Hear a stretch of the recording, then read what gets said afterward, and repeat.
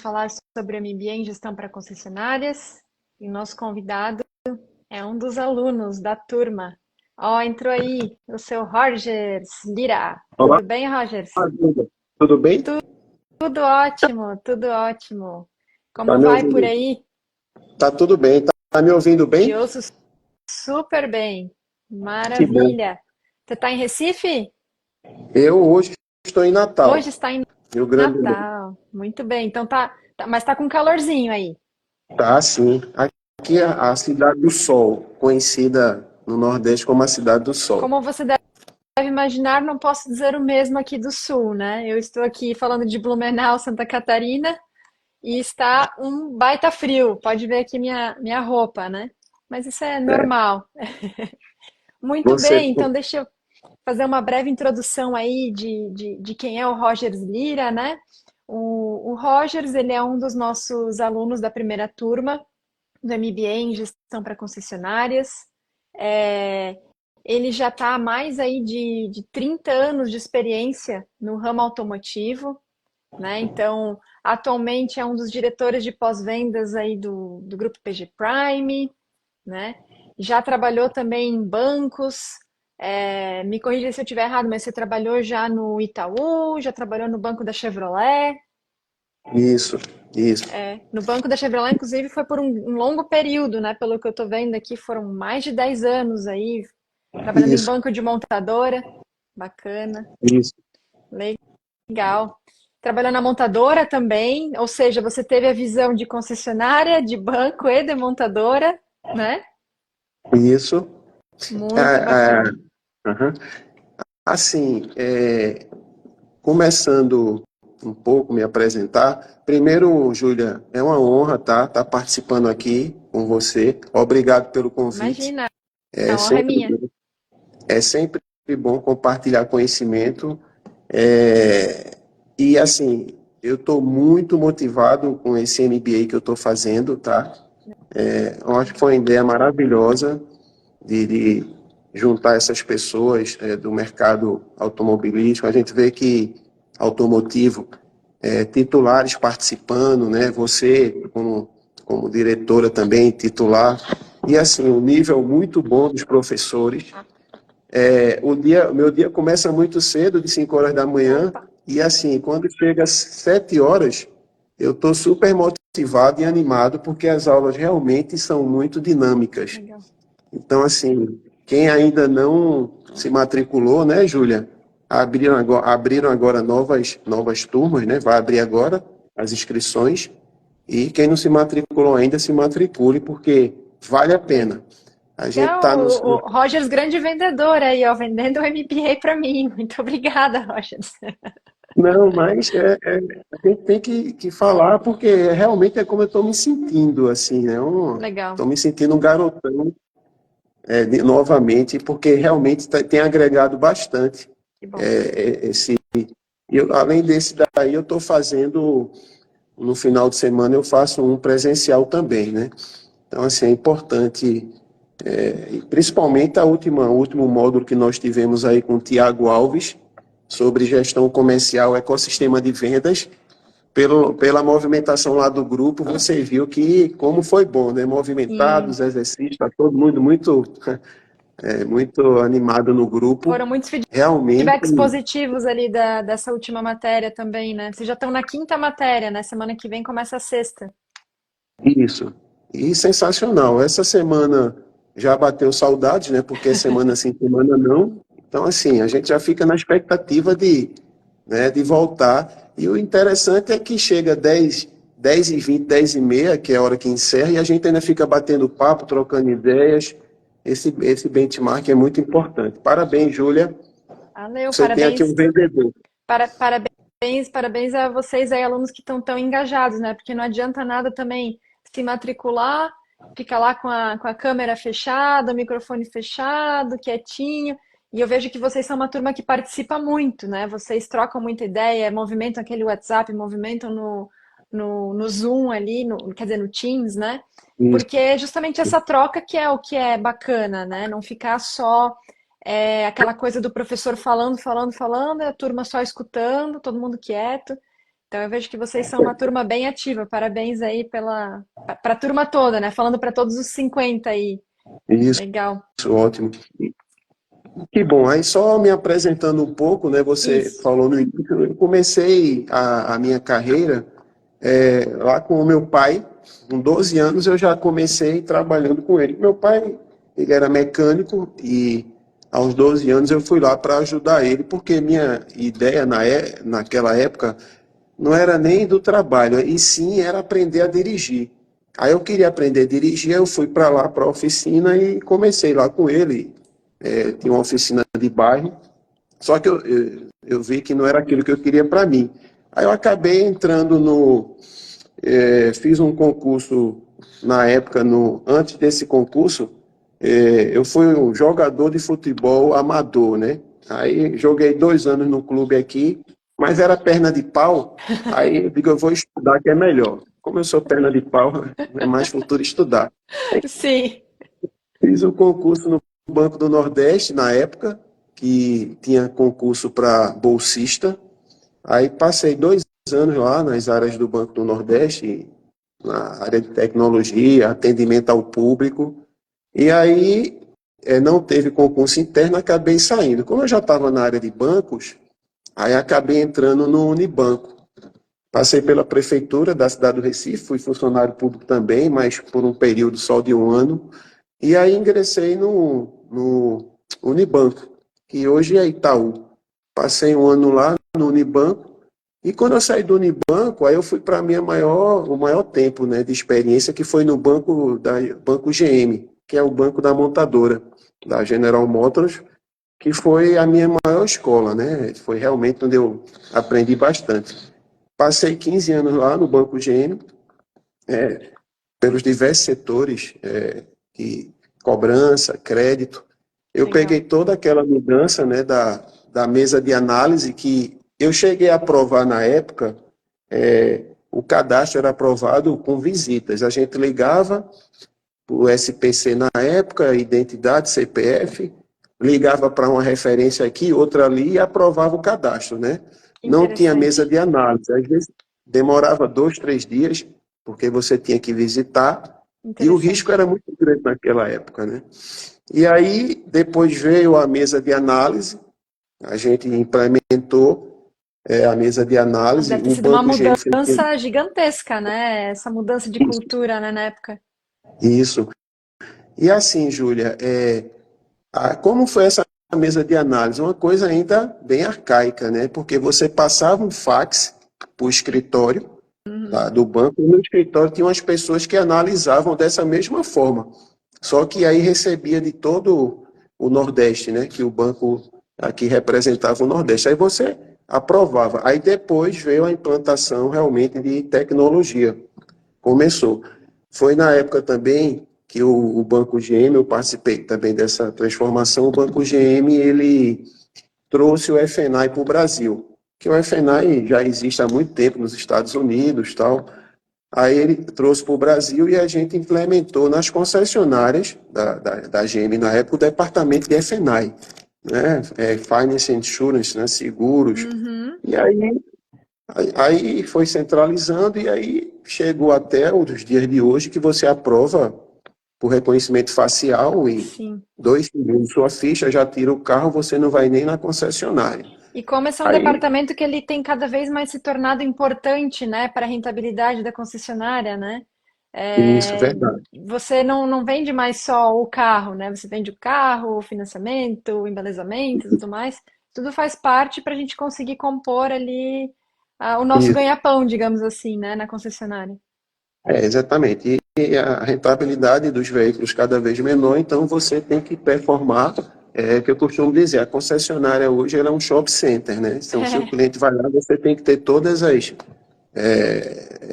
oferecer e ofertar tudo para ele, né? Você tem que atender, ele não pode sair dali sem nenhum atendimento. E aí, no Banco GM, eu recebi um convite para ir para a montadora. Então, ali eu já desenhava a minha carreira, né? Eu fui do banco, aí agora eu estou na fábrica, que era um desejo que eu tinha também. Aí foi aí quando eu comecei a ingressar no pós-vendas. Aí eu fui ser o regional, aquela pessoa do pós-vendas que atende a concessionária. Passei 3 anos na General Motors, né? Que é Todo, só coisa tranquila para resolver, assim, né? Não tem pepino, todo dia é uma paz. isso, né? Assim, e foi a minha maior escola. Tudo É. que eu levo hoje, é claro que a gente foi aprendendo, mas a General Motors foi uma grande escola para mim.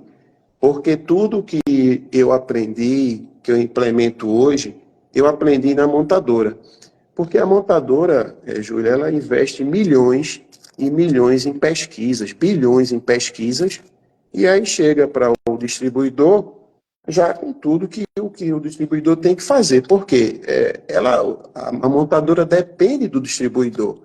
Então, assim, e aí eu comecei a implementar isso. Aí, quando eu saí da General Motors, eu pretendia sair da montadora e vir para a rede na idade que eu estou hoje, tá certo? Mais ou menos 50 anos, 51, era o que eu planejava. Uhum. Só que eu antecipei essa ida para a rede por questões de propósitos internos na família, que eu precisava evoluir, questão financeira, Uhum. e aí eu antecipei essa ida para montador, para a rede, para o distribuidor. E foi a melhor decisão que eu tomei, assim, na minha carreira. Porque eu passei 18 anos do lado da montadora e já estou há 14, Uhum. praticamente 14 anos do lado do distribuidor. E realmente é onde você faz o doutorado, né? Porque é onde tudo acontece. A montadora está lá, ela manda os produtos dela para você vender, e nós que somos o Sim. comerciante na ponta e temos que negociar com o cliente, né? Tem E aquele temos que atender o calor cliente. da venda do cliente ali no balcão, olho no olho, né? Que a montadora acaba não tendo muitas vezes essa Isso, visão porque ela está exatamente. distante lá em outra cidade, né? Isso, exatamente.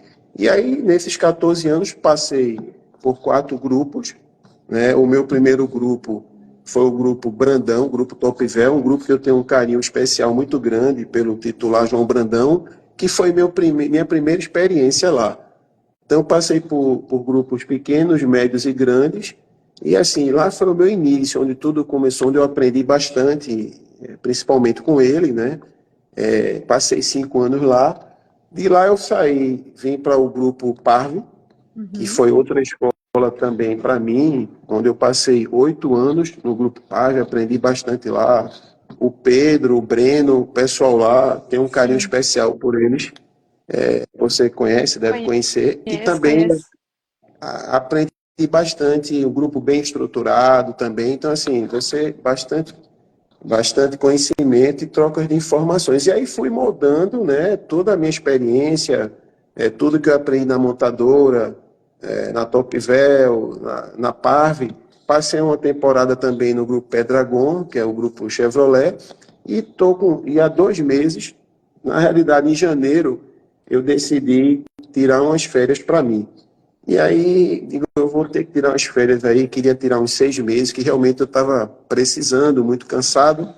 Bateria, a luz do combustível, aquela luzinha amarela acendeu, Fazer um e aí eu tomei uma sabático. decisão. É, eu estava 8 anos praticamente sem tirar férias, Uhum. aí eu resolvi dar uma descansada. Aí conversei com a família e tal, e pedi licença lá, o pessoal da Parve, e fiquei até março, mas pensando que ia ficar uns 3 meses. E quem disse que eu consegui, né? Aí tirei Te 15 dias, acharam? tirei 15 dias, aí estou aqui há 60 dias aí com a Bílio, que é uma É. pessoa espetacular também, um cara bacana, que eu gosto demais, já conhecia ele. E aí começando o trabalho com a Bílio, né? E um Implementar, parênteses que Abílio será um dos nossos professores, inclusive, né? Ele fiquei vai dar aula sabendo. no quarto pilar sobre desafios do mercado automobilístico, né? Desafios e tendências do mercado automobilístico. Ele vai Estou dar essa matéria no ano que sabendo. vem. É. Professor Abílio. Aí ele já deu o recado, disse, olha, estude, viu? E pense, porque Eu é não vou daqui, dar moleza na estude. prova, ele já mandou para você ali. Estude, viu, Rogers? Aí, assim, aí eu tô há 2 meses, com a gente está começando o trabalho, eu apresentei o planejamento inicial a curto prazo para ele, planejamento estratégico, e aí a gente começou o trabalho, né, Júlia? E tá aí. Essa é Excelente. a história de a minha Muito, história até hoje. muito bacana conhecer mais da tua história, né? Eu já tinha lido ali o teu LinkedIn, que tem lá, consta, mas é muito diferente ouvir você contando, né? E aí até quero começar a te fazer umas perguntinhas aí para a gente ir no nosso bate-papo. É, desse, todo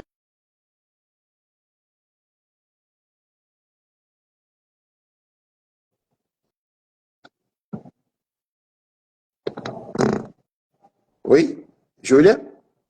Tá, não, beleza. É que deu uma piscada aqui, mas acho que eu Cortou, voltei. cortou, é. Beleza. A pergunta que eu ia te fazer, assim, né? Todos esses aí 30 anos de bagagem, né? É, quais foram as maiores mudanças? Você já mencionou ali do FNAI, né? Dessa questão de que antes. Do FNAI, não, desculpa, do banco, né? Que antes você fazia análise de crédito visitando e ligando, e hoje em dia é tudo com algoritmo, software, né? Mas Isso. agora falando do lado de concessionária aí, que você já está também há uns bons anos, né? O que que você visualizou assim que mais mudou, né? Maiores mudanças nesses últimos tempos? Júlia, assim que eu percebi, primeiro, a profissionalização e a conscientização dos titulares Uhum. da importância do pós-vendas. Esse é o primeiro ponto. Verdade. Porque hoje, Você ia começar a falar aqui, agora. ok, Opa, agora sim. voltou? Voltei. Espero que ninguém tenha se machucado com a queda. Mas você ia mesmo começar a falar ali dessa importância que os titulares começaram a dar agora para o pós-vendas, né? Que até então talvez Isso. era um patinho feio ou não tinha muita importância, né? Não, na realidade, você está me ouvindo bem? Tá, Tô, né? perfeito. Tá. Uhum. O que é que você perguntou a mudança nos últimos anos que eu vi no pós-vendas? Primeiro, como eu fui de montadora, eu enxergava bem isso. Primeiro, a questão da profissionalização e conscientização do titular da importância do pós-vendas. Pela pressão das margens de veículos, pela exigência de cliente que aumentou, né, no pós-vendas, pelas variáveis de montadora que vale. Houve uma mudança de alguns porque gostavam do pós-vendas. Eu tive o prazer de trabalhar em grupos que o titular gosta do pós-vendas. Isso Uhum. facilita, porque quando o titular ele realmente gosta e sabe que é importante, as coisas acontecem. E teve também empresas que teve que mudar porque senão ia sumir. Uhum. E por incrível que pareça, ainda tem hoje empresas que acham que não é importante. Tem. Então, dá um exemplo assim, a funilaria. A funilaria era um departamento antigamente que ficava lá no fundo da concessionária, que o titular não ia nem lá ver, ele nem gostava de ir, Hum. porque só dava prejuízo, era desorganizado. Hoje não. Hoje cada centro de custo tem que dar resultado. Claro. Não existe centro de custo que dê prejuízo. Se dá prejuízo é porque não tem o processo, nem tem a pessoa certa. E é o Exato. que faz a diferença, pessoas e processo. Então, assim, Exato. essa foi a primeira que eu percebi. Segundo, a segunda mudança, a digitalização dos processos. Isso também foi uma mudança muito grande. Hoje nós temos agendamento online, aplicativos, atendimento de tablets na recepção, tudo isso voltado para a eficiência no atendimento ao E como cliente, faz entendeu? diferença, né? Porque quando o cliente ele não encontra essas facilidades, assim, o pós-vendas não é uma coisa gostosa para o cliente de uma maneira geral, né? Ninguém sente assim, um grande prazer de fazer revisão no seu carro, né? Hum, Salvo quando você quer realmente, não, quero fazer um embelezamento no meu carro, quero fazer uma coisa diferente e tal. Salvo esses casos assim, não digamos, é um calo no sapato do cliente. Então, se você ainda não facilita a vida dele, você hum, vai estressando, a pessoa vai ficando irritada, né? Então, é importante ter exatamente. essas ferramentas. Exatamente. Então, a digitalização dos processos, os diagnósticos, né, eletrônicos, hoje, cada vez mais, os carros são. Você tem que ter diagnóstico, você tem que ter equipe preparada, o monitoramento dos veículos hoje de forma remota. Eu trabalhei com a marca BYD, por exemplo, que as atualizações são feitas pelo aplicativo, né? Como outras marcas também, que tem Volvo e tal. Uhum. E cada vez mais é o que vai acontecer, né? Então, os carros cada vez mais eletrônicos, o cliente, a montadora, ela faz a atualização por lá mesmo e Uhum. acaba que o cliente, a tendência é que ele visite menos a concessionária. Verdade. Outro ponto que eu achei que mudou também, a integração do departamento com o departamento de vendas. Uhum. Até nos projetos, Júlia, você que é titular também, até e como nós aqui tem Audi, né? Sim. Até nos projetos da montadora, a área está integrada com pós-vendas, né? Você vê que tem uma mudança da própria montadora, da própria concessionária, essa integração cada vez mais com pós-vendas, prospecção de clientes lá na oficina. Então, isso também mudou muito, que antigamente isso era bem separado. Com E certeza. a eletrificação dos carros, né? Quer dizer, voltou com mais força, né? Porque já foi, já voltou, já foi, já voltou, e agora, pela quarta vez aí, vem com força total e veio para ficar, né? E Eu aí acho que entra essa essa parte de quarta. você treinar a equipe, né? Porque você tem que fazer toda uma adaptação, tanto na estrutura da concessionária, ver os EPIs adequados, fazer os cursos para, né, não ter nenhum acidente maior ali e tudo mais. Então tem toda essa parte de adaptação também das pessoas, né? Não é só a Isso, exatamente. tecnologia, o carro chegar, né? Você tem que adaptar a equipe para poder atender esse carro, né? Adaptar a equipe, exatamente. Legal. Assim, hoje em dia o mecânico, eu me lembro do meu pai, né, que eu citei aqui no início, que eu ia lá trabalhar com ele. Meu pai, na época você não é da sua época não, viu, Júlia? Você é novinha ainda não.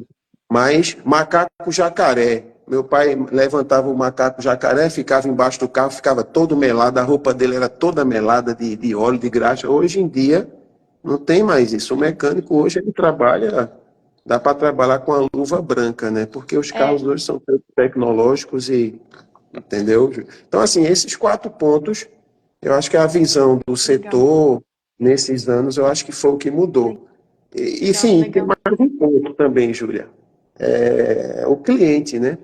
O cliente ele está mais exigente. Hoje, eu acho que é um ponto também que, que mudou bastante hoje, né? Cada vez o cliente mais exigente, É o que acontece ele tem mais muito aqui, informação. muito mais antigamente, bem antigamente, nós tínhamos pouquíssimas marcas, né, disponíveis. Então, acaba que o cliente fica sem tanta opção, ele meio que tem que aceitar o que tem, né? Fica naquela situação.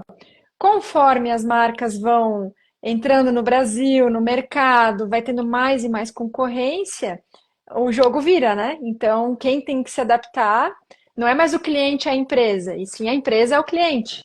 A Então, prova muda, né? disso, a prova disso, Júlia, eu tive recentemente lá na GWM, né, no Cajamar, é, no centro de distribuição de peças dele lá. Uma coisa assim até bacana que eu achei, eles abriram um armazém de peças para a gente olhar, tirar foto, Legal. que fica inclusive do lado lá da BMW, a própria BYD também. A chegada dos veículos hoje, os veículos eles vieram completos, né? Uhum. Então, assim, eles vêm completo, com tecnologia, com bom acabamento interno e Uhum. no custo acessível. Então, Sim. assim, as montadoras tradicionais, elas estão tendo que correr contra o tempo e trazendo um produto com baixo custo, né? Sim. E aproveitaram justamente essa questão da baixa do imposto nesse período e você vê a própria BYD aí, até navio ela tem, né, para facilitar. É, Então, assim, os chineses eles não chegaram para brincar é e verdade. cada vez mais eles falando em custo de manutenção baixa Sim, e retenção do sim. cliente.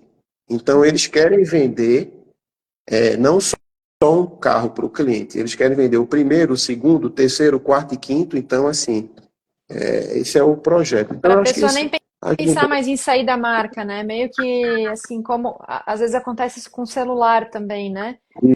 Isso. Você vai se adaptando tanto àquela marca e às configurações. Então, por exemplo, eu no caso aqui uso o iPhone. Eu até já cogitei várias vezes ir para o Samsung, só que daí eu paro para pensar assim, meu, mas eu vou ter que configurar tanta coisa diferente para deixar do meu jeito e mudar. E como os carros estão cada vez mais entrando com essa tecnologia, pode ser que lá na frente isso seja uma questão para carros também. Hoje ainda não é o caso, né? Porque hoje você não tem essa configuração, essa especificidade, mas quanto mais tecnologia eles começarem a embarcar no carro, mais a gente vai ficar depois com essa, digamos, retenção. Você meio que se obriga a ficar na marca porque vai dar muito trabalho trocar de marca, né? Isso. Então é uma coisa para a gente ficar atento aí no futuro, né? É, Não está acontecendo ainda, mas provavelmente vai exatamente. acontecer. Eu Exatamente. queria te perguntar também, ainda dessa parte de mudanças, porque eu vi lá no teu LinkedIn que você colocou sobre automatização de KPIs e que isso melhorou muitos processos lá na época que você estava no grupo Parve, né? Isso também é uma questão de você trazer tecnologia e tudo mais. O que que você consegue, até você, lá no LinkedIn você coloca, acho que melhorou no departamento de peças, né? E, Os resultados. Como é que foi essa dinâmica? assim, o BI, eu trabalho com BI desde 2008. E, inclusive, quando eu era da General Motors, como eu falei para você, que foi uma escola muito grande para mim. E naquela época que eu trabalhei na General Motors, eu fui apresentado o BI, o Business Intelligence, né? Uhum. Para quem não conhece. É, naquela época, eu era o gerente de atacado de peças, região Nordeste. Então, eu era quem fazia a nomeação dos distribuidores de peças. Só para dar um contexto para você, a General Motors, por muitos anos, ela foi líder na questão do pós-vendas, de venda de peças.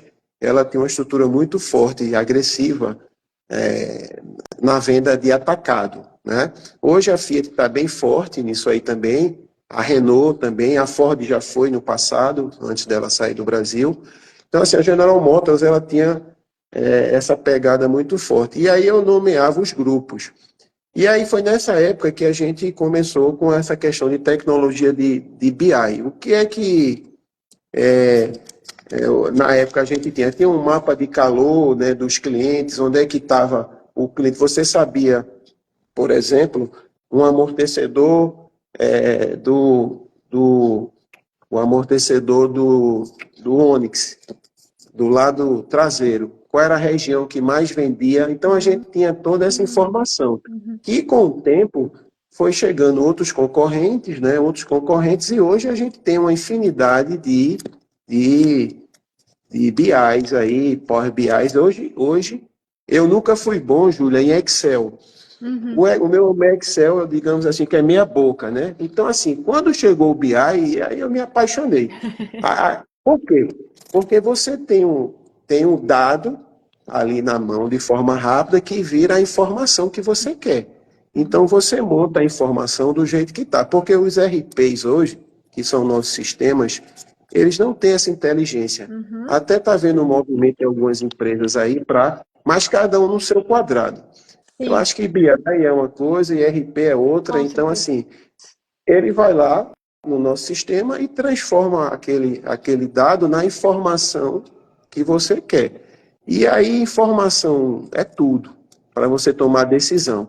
Então, uma coisa que a gente na época trabalhava com planilha, que perdia tempo, aí a gente começou o quê? A mapear o item específico, qual o cliente que mais comprava aquele item, qual era a margem por cliente, por Uhum. item, devolução.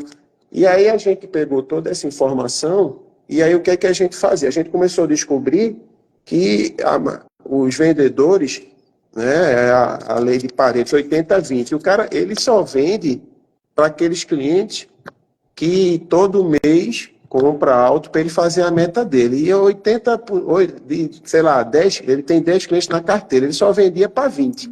Aqueles de 10 clientes, ele só vendia para dois, que era aquele dois Sim, sim. que ajudava ele a fazer. Aqueles 8 clientes lá, ele nem dava atenção.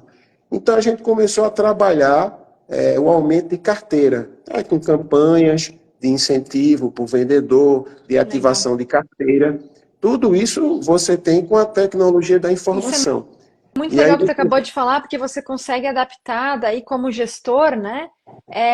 como é que eu vou fazer a remuneração da minha equipe para que a minha equipe entregue o resultado que eu, como gestor, diretor, titular, enfim, espero, né? Então, você precisa realmente dessa visão dos dados, senão acaba que você fica sem dar esse direcionamento, né, do que você quer. Às vezes Exatamente, nem sabe que está com esse problema, né? Na verdade, exatamente, provavelmente não vai saber sem um BI. Como é que você vai saber que exatamente. tem 8 clientes que não estão sendo atendidos se você não tem o dado ali para visualizar, né? E aí você pega uma cidade como São Paulo, aí na Zona Leste eu estou vendendo mais amortecedor de Onix, de a Volvo, de Q3, aí naquela região que eu vou atacar. Então eu vou direcionar para aquelas lojas ali uma promoção de amortecedor. Então, com o mapa de calor, você tem todas essas informações hoje do que você precisa. Agora, qual é o segredo? É o quê? Tá, você tem a informação. Primeiro, o que é que você vai fazer com ela? Né? Uhum, Aí é a questão de você ler e aí aplicar as campanhas, né, de motivacionais para sua equipe, remuneração variável, por uhum. margem, e assim vai. Agora, para trabalhar com BI também, você tem que ter experiência no setor. Porque o que a gente vê muito hoje, tem muito BI. Uhum. ah, Em Recife, lá, a gente tem o polo digital lá, que tem soluções lá que tem problemas, tem soluções que o problema ainda nem apareceu.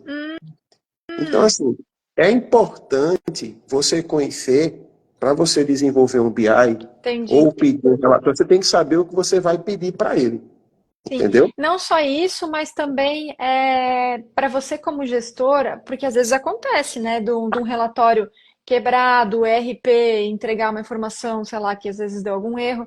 Então você também como gestor conseguir, ao interpretar um dado ali, falar assim, cara, isso está estranho, vamos devolver isso aqui para o suporte porque eu acho que está Sim. com defeito. Não posso tomar também uma decisão em cima disso, né? Mas isso que você está Isso, falando, até quero fazer um gancho, porque legal, o BI você até mencionou, começou em 2008.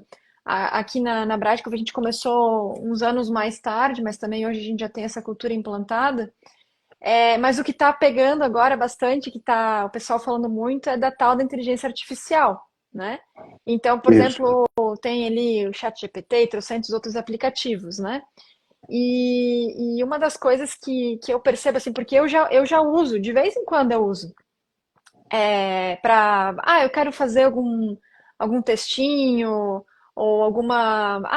Por exemplo, assim, ó, eu vou ter uma live aqui com o Roger Lira, tá aqui, tá, tá, tá. Tá. O que é legal perguntar para ele, né? Ela me ajuda a pensar. A questão que eu já percebi e é assim, ó, você não vai poder parar de estudar, não vai poder parar de aprender, porque você com a ferramenta aberta não sai resultado nenhum.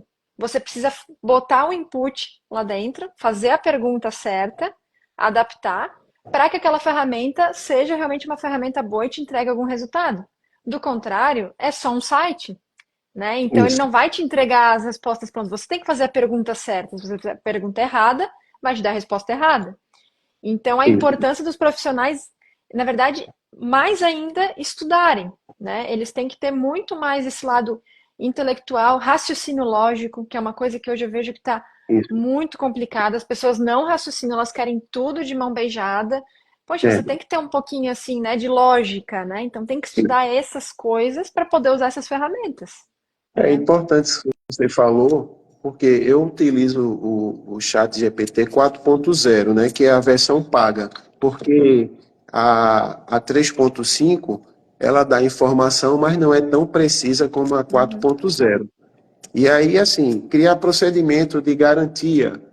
Para você montar os procedimentos da concessionária, você vai lá, pede e ele dá exatamente, só que ele dá de uma forma, aí você vai no seu detalhe, porque cada operação, cada estado tem uma cultura diferente, mas a Claro. essência, que tem que ter um procedimento de atendimento, de abertura de OS, ele te dá lá. Uhum. Aí você vai criticar. Isso. É isso que você falou. Aí você Isso. tem que saber o que você vai perguntar para ele. Né? Tem um curso Exatamente. bacana que eu fiz, E ele te ensina tudo isso aí. E é impressionante, é a técnica, né? Que, voltando ao curso lá do Tiago, que foi muito bom esse curso, tá? Estou aqui fazendo propaganda de novo. Que legal. É Eu acho que ele muito bom. não está online, mas depois eu vou falar para ele que você mencionou ele, professor Tiago. Metodologia muito bacana, entendeu? Porque tudo tem técnica. Uhum. Por isso que eu voltei para a sala de aula. E cada vez mais que eu estudo, cada módulo desse que passa, eu percebo que eu sei menos das coisas, Sim, entendeu? sim. E aí, já estou pensando quando terminar, fazer outro, porque esse é o desafio, melhoria contínua, né? Não só nosso, mas como no pós-vendas. Essa é a humildade que a gente tem que manter para ser eternos estudantes, porque tem uma frase, né, que é: se você quer ficar pequeno, basta ficar igual, né? Porque a É, concorrência, os outros profissionais, eles vão para frente, vão para cima. E aí você tá lá com aquela ideia, visão lá de não sei quantos anos atrás, o bonde passa, né? Então, muito legal. E ainda falando dessa parte aí de resultados e crescimentos, né? Eu vi que você colocou várias premiações e também é, melhorias significativas aí que você foi trazendo nos grupos onde você foi atuando, né? Você já mencionou aqui, legal, o uso de tecnologia, né? Que é o lado, digamos, dos KPIs. Mas o que mais, assim, que você fez e que você acha que é uma boa dica para dar para o pessoal para alcançar esses resultados, esses aumentos expressivos nos DREs e resultados da empresa, né? é o famoso, a demonstração de resultado do exercício, né? A famosa DRE. É o seguinte, de novo, a minha escola, General Motors, foi onde eu aprendi lá tudo isso aí. Quando eu aprendi tudo isso aí e comecei a atender a rede naquela época, eu percebia que tinha assim, os gerentes de pós-vendas, eles não tinham acesso a esse tipo de informação. Então, geralmente, o resultado ficava com o titular. Deu lucro, deu Sim. prejuízo, isso lá atrás, né? Uhum. Então, assim, a informação não chegava no gerente. O gerente não sabia se a operação dava lucro, dava prejuízo, e a cultura era de faturamento. Vamos faturar. Só que faturamento não é lucro, Sim. entendeu? Então, o Até as primeiro ponto é comissões, esse. né? Comissão sobre faturamento, e aí, né? E aí quando eu percebi isso, eu não tinha experiência lá no pós-venda, mas tinha experiência da gestão. Eu me lembro que eu sempre conto isso. Quando eu pisei na concessionária, que eu saí do banco, fui para General Motors. Na minha primeira visita à concessionária, aí um veterano lá de peças, que hoje ele é meu amigo, me liga para pedir conselho, tal, mentoria. Ele me disse: o que é que tu vai ensinar aqui para mim, se tu não conhece nada do pós-vendas? Ele me meteu logo na lata essa. Rapaz, eu olhei para ele e disse: olha, eu não entendo de pós-venda, mas entendo de gestão e a gente vai fazer uma troca aqui. Deixa eu te perguntar uma coisa. Tu sabe quanto foi o lucro operacional do teu departamento de peças o mês passado? Aí ele não soube me responder. Eu vou te ajudar a responder. Aí comecei. Aí quando eu vi que ali era o caminho, quando eu saí da General Motors, que foi para a concessionária, a mesma situação. Uhum. O resultado ficava na mão do titular, Uhum. as operações de serviço mecânica dando prejuízo e todo mundo batendo palma no final do mês porque fez a meta de faturamento. Eu diria: aqui onde está a É. oportunidade. Aí foi que foi feito na época. O salário dos gerentes era sobre faturamento. Aí a gente fez uma mudança de: olha, pessoal, a gente vai começar a mudar. Primeiro eu convenci o titular a abrir a informação. Aí Uhum. ele abriu a informação, despesa, tudo. Aí comecei a dar o treinamento para o pessoal: ó, custo é diferente de despesa, Uhum. lucro bruto, onde tudo começa pelo faturamento, tem os três grupos aqui de despesa, o que é o EBITDA, lucro operacional, lucro antes do imposto de renda. Aí fui explicando para eles e já dizendo: ó, daqui a 6 meses vai mudar. Metade do salário vai ser sobre faturamento e metade do salário vai ser sobre resultado. E Uhum. aí, quem acreditou, dobrou o salário. Por quê? Quando você fatura e controla a despesa, vai ter resultado. Então, ele Claro. tinha que ir correto. Então, começou a vender. Sim, mas começou a vender, só resolveu? Não, você tem que vender com margem. Aí já entrando na questão da margem, o que é vender com margem na mecânica, por exemplo? É você vender, vou te dar um exemplo aqui, uma limpeza de ar-condicionado, é vender coisas que agreguem valor ao cliente, Uhum. coisa que ele perceba que realmente... Então você chega com um veículo na concessionária, por exemplo, com aquele cheiro de cachorro morto. Então você faz uma limpeza no ar-condicionado e aí você vai... É um serviço que você não vai ter o custo da mão de obra. Isso é margem. Uhum. Então, alinhamento e balanceamento. Tudo bem que você tem um custo do produtivo, tem um custo do chumbo, mas é um custo menor, então Sim, você tem sim, mais margem. Então, é serviços com e valor agregando agregado. essas coisas, né? Isso. É vitrificação hoje, que é um serviço que está se fazendo muito nas concessionárias. Então, você aumenta a margem, beleza. Você vendeu mais com mais margem. E na parte de baixo você começa a controlar as despesas. Foi o que eles começaram a fazer. E aí sobrou mais no final. Aí eu cheguei para o titular e disse, ó, é o ganha-ganha. Você está ganhando mais, ele vai ter que ganhar mais. Aí Claro, começou uma transformação na empresa. que legal. Então, o que foi feito? Informação, treinamento e Uhum. remuneração. Esse é o tripé. Porque as pessoas, às vezes, Júlia, às vezes não, elas têm muita carência de informação, Verdade. entendeu? Quando você passa informação e você transmite, e aquela informação, ela vê que vai melhorar a vida dela, Uhum. porque as pessoas têm um propósito. Uhum. Você tem que descobrir qual é o propósito dela. Às vezes a gente acha que é estar na empresa, é o salário. Não, ela tem um propósito de vida dela.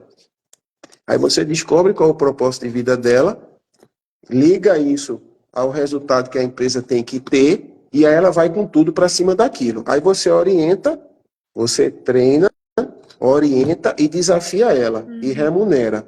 Esse aí é o tripé que dá certo. Se não der certo, é porque ele está no lugar errado, entendeu? E na Sim. função errada. Aí tem o que fazer.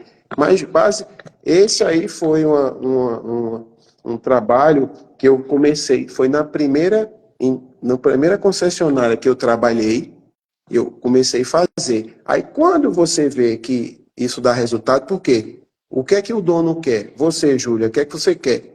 Dinheiro no bolso. Quanto Uhum. mais você tiver resultado, mais você vai estar investindo no seu negócio, Com vai certeza. abrir outras concessionárias.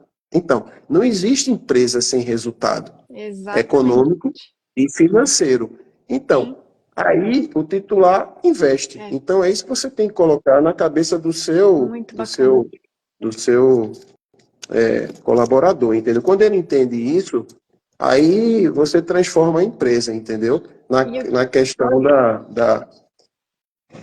com E certeza. aí, isso lá atrás, né? Aí agora tem um indicador que está entrando também no salário deles, que eu sempre coloco, e no grupo que eu cheguei agora a gente vai implementar também, que é o CSI, Índice de Uhum. Satisfação do Do Cliente. cliente. Esse é o principal pilar Para hoje. garantir a fidelização, né? Exatamente. E índice de Uhum. satisfação do cliente hoje é o principal pilar do pós-vendas, na minha visão. Ah, Roger, não Uhum. é o lucro, não? É, também. Mas o índice de satisfação é o que vai garantir a renovação do ciclo, a Sim, vinda dele senão na ele vai sua sair da companhia. marca, claro.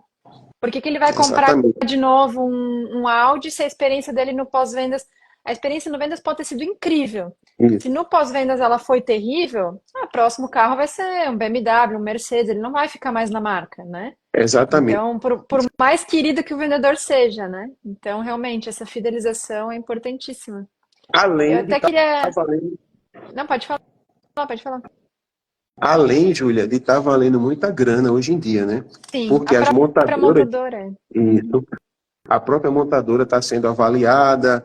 A gente vê uma É, preocupação hoje da Jaguar Land Rover, que a gente está tendo aqui também com isso, né?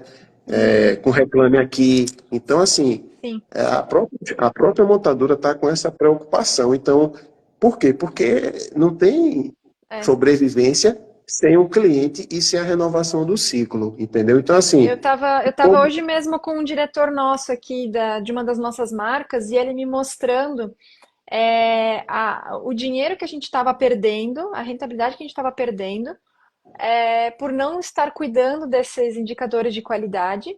Isso ano passado, agora eu não lembro se era ano passado, isso.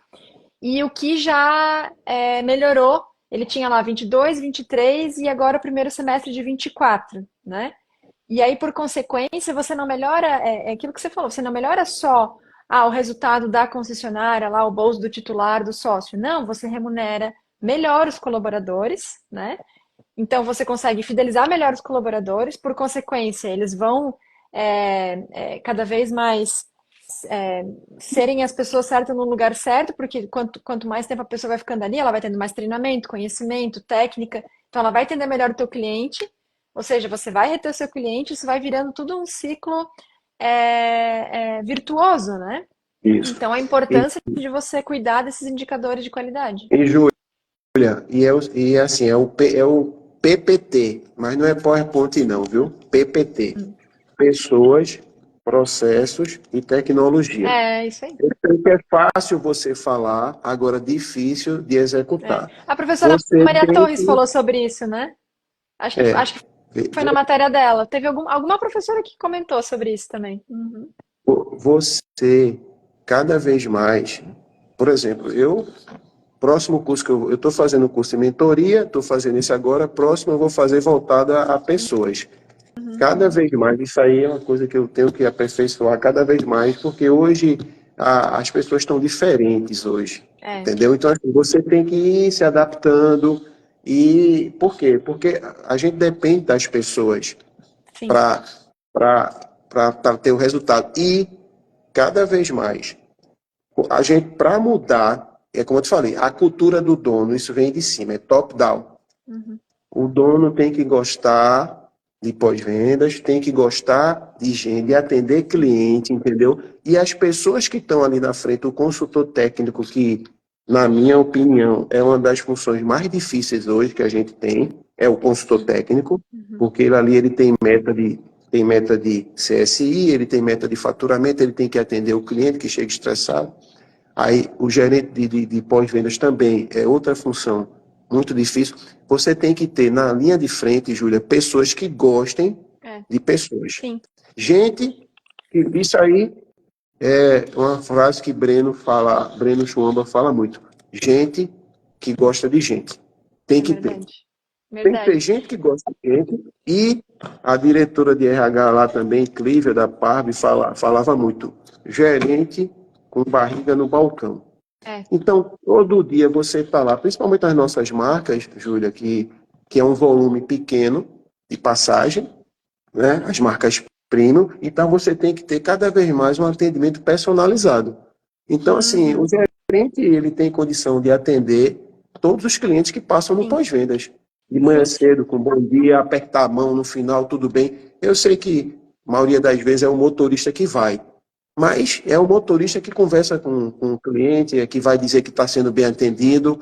Então, assim, é esse atendimento personalizado que a gente tem que fazer. E é fazer o básico, Júlia. É, Se você faz o básico, atender as pessoas e ser cortês e educado é o básico. Isso é educação. Você faz o básico bem feito, você já está acima de muita gente no atendimento. Então, é gente que gosta de gente no atendimento. Se você sim. perceber que a pessoa está ali e não gosta de atender gente, então você tem que colocar ela no administrativo, mas não para tratar com pessoas. Sim, Esse é o sim. segredo. E também assim, é importante que essas pessoas que estejam ali nessa linha de frente, elas tenham essa visão de dono de fato, né? Elas atuem como. Não, aquela empresa é minha empresa, essa visão de dono. Porque justamente o que tem acontecido, né? Os grupos eles estão cada vez maiores, né? Tá tendo essa consolidação de um concessionário maior comprar os menores. Então, na prática, o que antigamente você tinha lá o dono com a barriga no balcão, hoje não acontece mais. Você, por exemplo, Isso, você ali no grupo PG Prime são 20 e poucas concessionárias, né? Aqui no isso. grupo Brasco 19, também é 19. isso, são 14 e assim vai. Isso. Então a gente precisa justamente que esses profissionais que estão ali na linha de frente, eles representem o que o dono faria. Então, voltando lá no começo que você falou lá da questão de abrir, por exemplo, o DRE para os gestores, né? Para que eles tenham conhecimento do que está acontecendo de resultado e botar também não só o faturamento, mas botar faturamento, rentabilidade, que daí vem o DRE, e a qualidade para compor o salário dele. Ao você fazer isso, automaticamente, se a pessoa quiser ter um bom salário, ela vai acabar agindo como o dono agiria, né? Por quê? Porque ela vai estar olhando o DRE, então ela vai se preocupar que a luz ficou acesa, por exemplo, né? Porque, peraí, por que estamos gastando energia à toa? Isso vai atrapalhar meu resultado, né? Ela vai se preocupar se o cliente está satisfeito ou não, porque isso vai afetar minha nota lá de qualidade, eu vou perder também. Então, isso tudo está conectado, assim, você acaba usando essas ferramentas, esses KPIs, para mexer tanto no emocional quanto no bolso, e aí o ciclo fica completo e é um verdadeiro ganha-ganha, como você falou perfeitamente antes. O Júlia, titular ganha e o colaborador ganha, todo mundo ganha, eu me arrepio, né? eu me arrepio todinho quando eu me lembro dessas, porque você olha para trás, vê como era e como ficou, realmente esse é o segredo. E se tiver Uhum. algum titular escutando a gente aí, tem você, né, que está aí, é, esse é o segredo do negócio. Então, já que não pode tornar os gerentes como sócios da empresa, né, por questões óbvias, mas você pode sim tornar ele sócio dessa forma. Você Exatamente. muda a remuneração dele, coloca ele para ganhar como o dono ganha, Uhum. entendeu? E tudo vai transformar na sua empresa. Você Uhum. treina ele, mostra como é que funciona e vai ter uma mudança na empresa. Aí começa, né, aquelas brigas internas no bom sentido. Não, a despesa não é minha, não é sua, joga para lá, joga para cá. Ninguém quer pegar a despesa fica para cima, tem que colocar algum centro de custo. E falando em centro de custo, outra coisa importante aqui que é bom falar, os centros de custo têm que ser bem definidos. Você tem que Uhum. separar tudo. Por Ah, quê? sim. Antigamente se analisava o pós-vendas como um todo. Aí olhou lá o pós-venda, não, deu resultado. É bom, 20%, sim, mas não sei se é bom ou se é ruim. Abre tudo. Centro de custo de mecânica, mão de Uhum. obra, é um. Uhum. Centro de custo de peças mecânicas e balcão é outro. Centro Uhum. de custo de atacado, para quem tem atacado de peças, quem tem fornecimento de peças, quem trabalha bem, geralmente as montadoras de maior volume, é outro. Acessórios, outro centro de custo. Funilaria, outro centro de custo. Verdade. Quando você A começa gente a... faz assim também. Pronto. Quando você começa a analisar, e você vê que a mecânica está com prejuízo. Por que está com Uhum. prejuízo? Você mergulha lá e você vê, não, o custo do salário do cara está acima do Uhum. mercado, está gastando mais com folha. Opa, tá. Aí você começa a colocar a lupa e tudo que Com você hora coloca ociosa, não sei, né? exatamente, produtividade, tudo que você. Aí começa a enxergar estorno de garantia. Tudo que você coloca o foco, Júlia, o que é que acontece? Cresce. É. Aí você começa a ver que tem desconto, muito desconto em peças. Aí você Uhum. começa a cair sua rentabilidade. Então, assim, o bolso do cliente, quem tem que se preocupar é ele, não é a Você gente, né? falou Então, uma agora que me arrepia, que é essa do estorno de garantia, porque estorno de garantia é assim, é aquela coisa assim, você vai lá, trabalha, né? E aí no fim das contas você trabalhou de graça, porque ninguém te pagou, o cliente não pagou porque era garantia, e a montadora também não vai te pagar porque você fez o processo errado. Então assim, tá fazendo o quê? Caridade? Eu não sei o que. Então assim, pronto. a questão do processo de garantia é uma coisa que ela tem que ser levada muito a sério, né? Tem que ser Isso. muito perfeitinho, muito redondo, porque não tem espaço para erros, né? Senão, o que adiantou? Você trabalhou, literalmente virou então uma caridade, né? Trabalhou de Você falou graça. tudo. Por quê? Você falou Pagou ainda, tudo. na verdade, para trabalhar, né? Eu resolvi o problema do cliente, ok? Eu resolvi o problema da montadora, de um defeito lá do carro dela, e fiquei com o problema na mão, porque a margem é baixa, por isso que você, sim, você tem que analisar separado, a margem é baixa. E aí eu fiquei com o problema na mão. Então, assim, aí já emendando, o que é que a gente pode fazer para evitar isso? Porque o que gera estoque obsoleto é a mecânica. Grande parte é da mecânica, diagnóstico errado do Compra mecânico, peça. é um. Dois, peça de garantia que você pede para o cliente, e aí ele não vem, depois vende o carro 3 e pedido errado. Uhum. Entendeu? Então, isso gera uma obsolescência de estoque que você não tem o que fazer, porque geralmente são peças sem giro.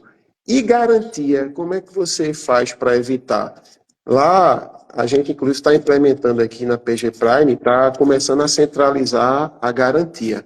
Porque quando você centraliza a garantia, você começa a colocar alguns processos, algum funil de processar só